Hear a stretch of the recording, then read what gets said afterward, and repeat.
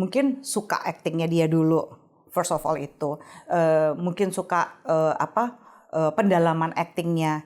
Terus dia gitu gara-gara suka kayak gitu dan suka kegantengannya dan keseksiannya dia mungkin gitu. Terus akhirnya kita jadi cari tahu kan tentang kehidupan pribadinya. Aku ingat waktu zaman SMA, aku tuh tergila-gila sama SNSD. Terus ternyata di situ aku menemukan bahwa fantasi seksual perempuan jauh lebih kaya dibandingkan laki-laki.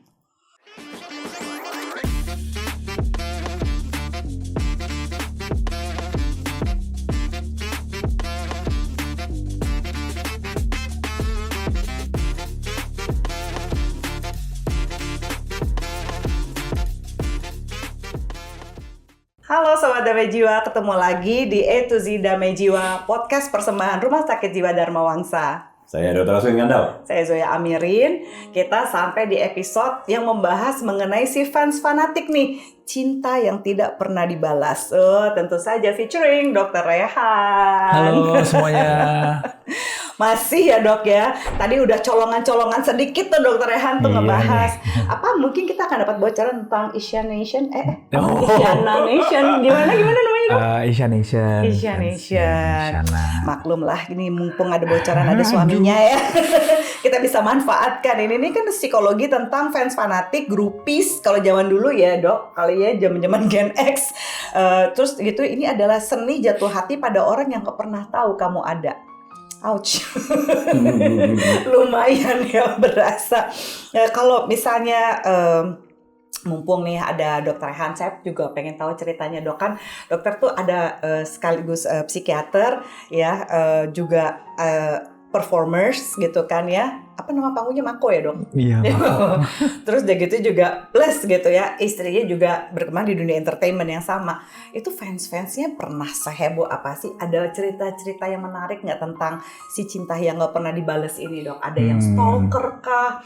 Ada yang sampai ngikutin mungkin, tahu acaranya ini itu. Kalau ngelihat film-film drakor sekarang kan ya, dia tahu jadwal gitu. Dia bisa kapan ininya datang ke sini, akan berkunjung di mana, ngapain. Itu Isyana pernah digituin nggak sih dok? How do you feel about that? Kayaknya kalau misalnya kita lihat kayak di Korea gitu tuh banyak cerita-cerita yang kayak gitu kan. Apa sih istilahnya saseng gitu ya rasanya. Saseng, benar. Mungkin kalau misalnya dulu oknum-oknum tertentu, misalnya ada pengalaman-pengalaman yang kurang menyenangkan gitu ya. Misalnya meskipun alhamdulillahnya banget nggak sampai se-ekstrim yang kita denger nih di Korea gitu. Tapi aku bersyukur banget, justru yang ingin saya tekankan dan highlight adalah Asian Nation, yaitu nama fan clubnya Asian itu sangat-sangat suportif dan justru memprotek banget Asian. Justru kalau ada yang misalnya katanya ada yang agak-agak rese malah diingetin nama yang udah fans sudah lama gitu ya. Itu justru considerate gitu. Jadi, katanya. Ya, malah banget. Mereka tahu banget polanya Asian, kayak misalnya kalau habis nyanyi dia pengennya langsung pulang atau apa. Jadi mereka menghargai juga boundariesnya, Jadi atau misalnya ada orang yang kayaknya melewati boundaries, mereka tuh nggak segan untuk menegur gitu ya. Jadi mereka cukup protektif gitu juga ya dok ya. Menjaga seperti itu, tapi tetap menjaga boundaries masing-masing. Jadi berterima kasih juga sih, bersyukur juga sih ada mereka gitu, saling mengerti gitu. Wah enak banget kalau dapat yang kayak begini nih. Jadi ini bukan satu bagian dari bucin. Kalau misalnya justru saya kemarin browsing gitu ya, saya lihat ternyata ini adalah CWS dok. Itu. Jadi ini adalah Celebrity Worship Syndromes katanya. Jadi ini sampai ada fans fanatik ya, misalnya kayak mana geng BTS, ARMY gitu ya, ARMY-nya BTS, atau kayak saya Blackpink, Blink gitu ya. Jadi mereka ini adalah Celebrity Worship Syndrome, di mana mereka itu punya beberapa level nih kalau si CWS ini. Jadi kayak ada yang entertainment sosial yang ringan, jadi ngikutin idola, diskusi sosial, jadi dia lebih santai gitu kalau ngefans sama orang gitu. Nah, kalau misalnya yang kedua itu ada yang intens personal, yang 20% fans, obsesi kompulsif, merasa memiliki hubungan jiwa dengan si idolanya gitu ya. Terus yang ketiga ini yang paling parah adalah borderline pathological, yang 3-5% biasanya rata-rata itu jumlahnya. mereka tidak bisa mengontrol fantasi dan perilaku mereka, bersedia melakukan hal ilegal demi si idola gitu, sampai sepatological itu gitu. Dan ini yang membuat kenapa kalau misalnya ada kesalahan dari idolanya tuh sampai se-ekstrem itu. Mungkin kalau zaman-zamannya Dr. Aswin dan saya juga gitu, zaman dulu itu grupis kali ya Dok juga dulu ya, sampai masuk apa sih zamannya, menerobos ke dalam area pribadi orang terus tersebut. gitu they willing to have sex kayak zamannya Rolling Stones. Iya. Ya zaman dulu kan dibilang grupis itu kan sebenarnya you are willing to have sex, right Dok, zaman itu. Iya, ada unsur itunya. Saya punya satu pertanyaan yang it's been bugging me gitu ya. Sebetulnya perilaku fans-fans yang cukup fanatik ini itu juga dipengaruhi oleh apa yang ditampilkan sama si idolanya nggak sih sebetulnya, kalau menurut Dr. Rehan dan sama Zoya gimana kira-kira? Kalau sebagai penggemar Lee Min Ho ini pertanyaan jadi menarik nih. Ketika aku ngefans gitu ya Henry Cavill, Superman ya kan, Lee Min Ho gitu ya, apakah ada hubungannya nggak sama aku as a person? Kayaknya iya juga deh gitu. Kayaknya apa yang mereka tampilkan ya mungkin ya kebanyakan kan karena aku lebih naksirnya aktor gitu ya. Mungkin suka aktingnya dia dulu. First of all itu. Mungkin suka pendalaman aktingnya. Terus dia gitu gara-gara suka kayak gitu dan suka kegantengannya dan keseksiannya dia mungkin gitu. Terus akhirnya kita jadi cari tahu kan tentang kehidupan pribadinya. Dan kehidupan pribadinya itu oke, itu biasanya lebih atraktif lagi. Ya. Buat orang yang sampai bela-belain beli tiketnya Lee Min Ho tapi nggak dapat VIP, darn. Gitu misalnya ya. Jadi sampai pengen ketemu, sampai pengen kenal lebih dekat mungkin karena pencitraan yang cukup oke juga kali ya Dok di social media zaman sekarang. Oh iya, itu istilahnya kayaknya. The way they treat each other, kayak misalnya Henry Cavill tuh setiap wawancara semua orang yang pernah kerja sama dia bilang gini, oh and this is Mr. Henry Cavill yang selalu akan berdiri stand up every time a woman come in the room, like sopan, gentleman sekali. Next James Bond. I agree. Itu kan action and reaction, right? Jadi kayak Dr. Rehan bilang bahwa Asian Nation bisa begitu protektif ya, pengertian, ya itu mungkin juga somehow dari apa yang Isyana proyeksikan gitu sebetulnya.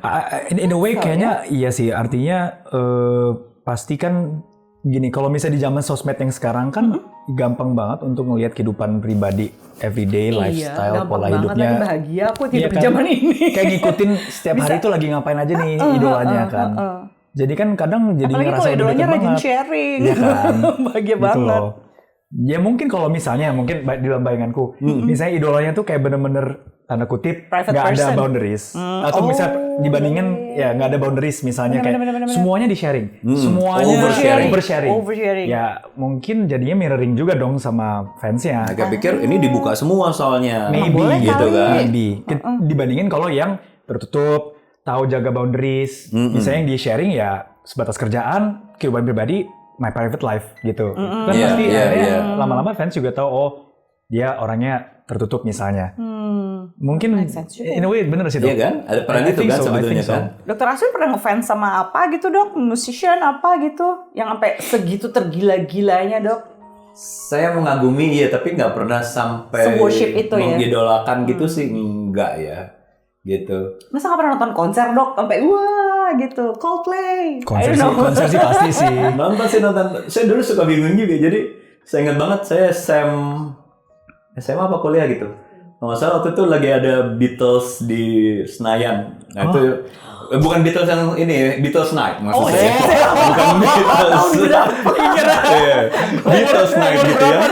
Dan saya lupa tuh dulu siapa nama bandnya, tapi Beatles keren. Memang mereka mainnya bagus lah gitu ya. Dan saya ingat tuh ya, itu bisa satu stadion pada loncat semua, pada berdiri semua, terus saya duduk dan saya begini lihat ya. Pada begini ya gitu. Segitunya. Jadi saya dulu nggak pernah sampai begitu mengidolakan sekali. Yang saya kagumi biasanya lebih pada karyanya kalau saya gitu, bukan saya mengagumi, orangnya. oh dia bisa skillnya bisa kayak begitu ya gitu ya. Yang saya lihat tuh skillnya bukan orangnya. Kayak kebanyakan temenan sama seleb kali ya dok ya.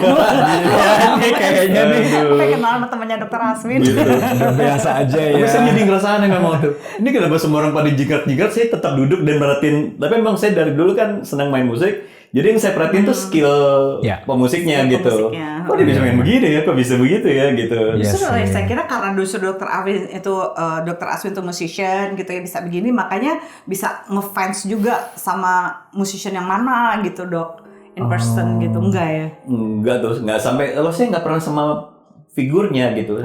Saya lebih mengagumi karya dan apa yang dia bisa buat gitu. Sama Adam Levine. Kalau dia itu nggak apa-apa deh, keringetnya juga oke deh. Adam Levine, keren banget. Adam Levine, Henry Cavill. Aduh, itulah. Banyak. Jadi kan kita bisa kepoin kehidupannya kayak Adam Levine waktu dia lagi cinta-cintanya sama Behati gitu kan ya, setiap lagi Victoria's Secret model itu dia langsung my love, I love gitu. Ya ampun, rocker bisa begini amat jatuh cintanya, gemes gitu. Itu pesonanya, brandingannya ini ya. Juga apa sama kayak dokter Aswin juga, dokter Rehan kayak pernah ngefans sampai segitu-gitunya banget nggak sih, sampai celebrity worship syndromes? Aku ingat waktu zaman SMA, aku tuh tergila-gila sama SNSD. Oh wow. terutama bias aku tuh Tiffany. Yang sekarang kayaknya udah nikah ya. Baru married ya. Iya, itu inget banget sampai fotonya dijadiin wallpaper, terus sampai videonya di-download semua di HP. I'm not weird gitu. dog, I'm not Tapi zaman weird. SMA ya, zaman SMA. You're not weird, I'm lost. Saya nggak tahu. Isyana juga tahu kok, Isyana juga tahu kok ya. Isyana juga tahu, aman. Jadi ada nggak saat periode di mana kalian masang foto idola gitu tuh ada ya? Ada dong. Ada, tapi di wallpaper di HP. Di zaman HP. dulu. Mungkin Jadi kalau bukan di HP poster. dipencet gini, set Brad Pitt, set Henry Cavill, Jadi kan dibawa set kemana-mana Adam Levine. dong. Oh gitu ya? Jadi kan benar-benar buka Saya HP nggak punya langsung itu. gitu. Bener-bener nggak punya. Kalau saya nggak ada di dinding saya ada foto siapa tuh nggak ada gitu. Ada, apalagi sekarang AI, saya bisa dibikin tuh, saya bikin AI-nya saya lagi pelukan sama Lee Min Ho. Waduh, saya seneng banget. Waduh. Iya. Bucin dong, jangan-jangan itu ya. Bucin kayaknya. Kalau sampai ketemu gimana tuh kira-kira? Waktu lagi Min Ho datang ke sini dok, teman saya kan saya ajakin, kan saya thanksin ya sebenarnya, tapi saya ngefans banget sama Lee Min Ho. Terus kita nggak dapet VIP kan, kita dapet lagi yang ke tengah gitu. Terus temen aku bilang gini, nih lu ada salaman sama Lee Min Ho. Oh my god, aku langsung panik gitu kan. Terus dia bilang gini, Zoe, jangan pingsan karena lu gendut, ntar malu lo di atas. Akhirnya aku gini, jangan pingsan, stay cool. Jadi malah tergagap-gagap pas salaman sama Lee Min Ho. Hai. Tapi dapat salam beneran. Salaman. Oh iya, salam. Apa yang nggak mau cuci tangan dong? Ini contoh oksitosin lagi bekerja ya. Iya. Bener ya, oksitosinnya lagi bekerja. Cuma aja. Ya kan. Ya Tapi itu ampun. gila sekali ya di idea itu. Saya kan jadi mikir, maksudnya orang-orang yang histeris pada waktu itu di sana tuh banyak banget gitu ya. And saya nggak kebayang, mereka pasti sudah membayangkan kayak saya pernah iseng-iseng nih waktu lagi zaman-zamannya masih jadi asdos gitu sama almarhum Prof. Sarlito. Kita kan ada kelas perilaku seksual ya, waktu itu aku ngajar. Terus aku bikin riset tentang fantasi seksual, Dok. The fun things about that gitu ya, itu ada sekitar 100-an lebih orang deh yang aku teliti di situ ya, mahasiswa-mahasiswi. Terus ternyata di situ aku menemukan bahwa fantasi seksual perempuan jauh lebih kaya dibandingkan laki-laki. Kaya tuh variasi. Variasinya lebih kaya. Kalau Dengan laki-laki, ini, dengan itu, dengan ini, dengan itu gitu maksudnya. kalau laki-laki dia berfantasi cenderung sama orang yang pernah dia temui di dunia nyata. Misalnya pada waktu itu zamannya, Sofia Lachuba gitu ya. Tamara Blesinski gitu. Dia dia ngeliat di layar kaca, tapi ketika ketemu sama orangnya, jadi mereka tuh lebih banyak fantasinya tuh tentang misalnya yang paling keren di kampus, yang paling cakep, yang paling dia taksir, orang yang paling oke di kantornya. Jadi yang relatively dia pernah temui di dunia nyata. Oh gitu. Tapi perempuan dia nggak pernah ketemu juga, dia bisa membayangkan misalnya si Henry Cavill ketemu Dian Sastro di Danau UI, apalah gitu. Itu sampai segitu variatifnya dan usia berapapun. Dan itu yang waktu itu kan aku bahas sama almarhum Prof. Sarlito. Prof. Sarlito gini, Terus menurut kamu gimana Zoe? Iya nih, ini mungkin nanti bisa diteruskan researchnya. Ini mungkin yang menjelaskan kenapa yang ngefans. Jadi kalau misalnya ada konser Metallica, itu orang nggak sampai pingsan-pingsan banget kan. Tapi kalau ada boy band, mulai dari zaman aku NKOTB gitu ya, EVSE sampai apa sekarang BTS, yang relatif banyak pingsan adalah kalau perempuan kan. Karena sebelum mereka ketemu sama, misalnya kayak aku ketemu sama Lee Min Ho, mungkin dia sudah membayangkan hidup bersama orang itu, jatuh cinta, membangun sesuatu. They already have a parasocial relationship way before they met the person. Nah, teman aku bilang, Zoe jangan pingsan. Wow. Oke, get real. Good advice. Menarik banget loh. Jangan pingsan loh. Iya kan, mungkin parasosial tuh bisa jelasin deh dok. Iya, parasocial relationship istilah yang cinta satu arah ya, Bu, kalau nggak salah ya. It's true, cinta yang satu semakin arah. marak karena sosmed, teknologi digital. Kita seolah-olah merasa dekat sama yang Seolah-olah kita merasa ngefans dekat. banget. Apalagi di zaman sekarang ya. Zaman sekarang. Benar. Semua bisa dicapai hanya dengan gadget sebetulnya. Iya, jadi ngerasa kayak punya pacar, tapi pacarnya nggak kenal sama kitanya gitu. Jadi bisa seolah-olah informasi tentang dia, keterbukaan tentang dia itu memberikan kita akses untuk dekat, padahal kan tetap dia nggak kenal, dia mungkin nggak tahu kita hidup. Iya, exactly, benar. Jadi fenomena groupies ini semakin ini ya, intensified ya, semakin. Gitu. Jadi aku ingat dulu juga pas lagi zamannya itu UI, kebetulan di sebelah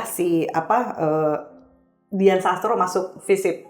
Gitu ya, pas aku lagi ngajar, terus mahasiswaku pada ribut semua kan, cowok-cowok, terus bilang gini, Mbak Zoe aduh gimana ya ampun aku naksir banget sama Dian Sastro, boleh nggak sih Mbak, aneh nggak sih?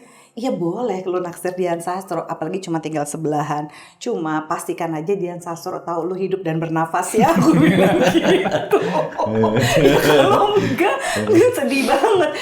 I'm not sure gitu, Lee Min Ho or Henry Cavill, Brad Pitt knows that they live gitu, jadi ya sudahlah ya, jangan pingsan. Yang mereka merasa lama, lumayan. Oke, setelah kita bahas mengenai fenomena bucin ini, termasuk juga pada Fans fanatik ya dong. fans fanatik buat idola tertentu, ada nggak pesan buat para bucin di luar sana? Dok, silakan. Sebagai perwakilan bucin. Bucin FC. Bucin FC. Sebenarnya mungkin bucin itu bukan mesti hal yang kita jadikan buruk.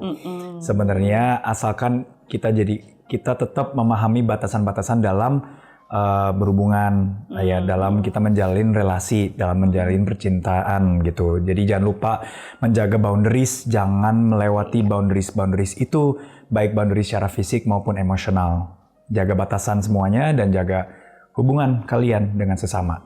Itu sih kayaknya yang penting. Ada teman? Kalau buat aku sih mungkin masalahnya sih bukan pada cintanya ya.